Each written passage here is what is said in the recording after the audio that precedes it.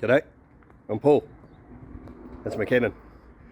Today I'm going to talk to you about auto adjusting your volume.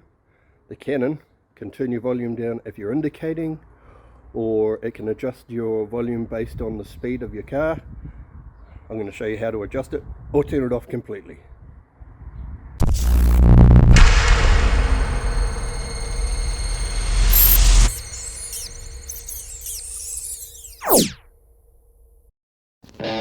So I am a little bit particular about my sound in my cars. Every truck or car I've owned, I've kitted out with sound, and it's no different here. I've got a couple of powered sub woofers underneath the seat. I've tied the seat up here so you can see it easily, and all my speakers have been replaced in all of the doors. There's a link in the description down below that'll go off to my blog that talks specifically about installing my subwoofers under my back seat. So both these settings can be found under our volume control.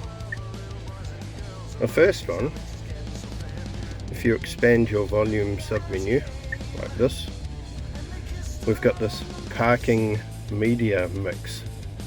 If I turn this all the way up and then go back and play my media and then turn the indicator on, the volume is significantly different. If I want to turn it off completely, which I do because I like rocking out even when I'm indicating, I put it all on 0. The second is you can have your volume auto adjust to your speed.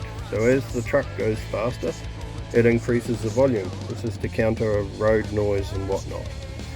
I also have this off because, you know, when I'm slowing down, I like rocking out. Why would I turn my volume down? I'm Paul, and you've just learned how to adjust your auto volume settings in the GWM Cannon.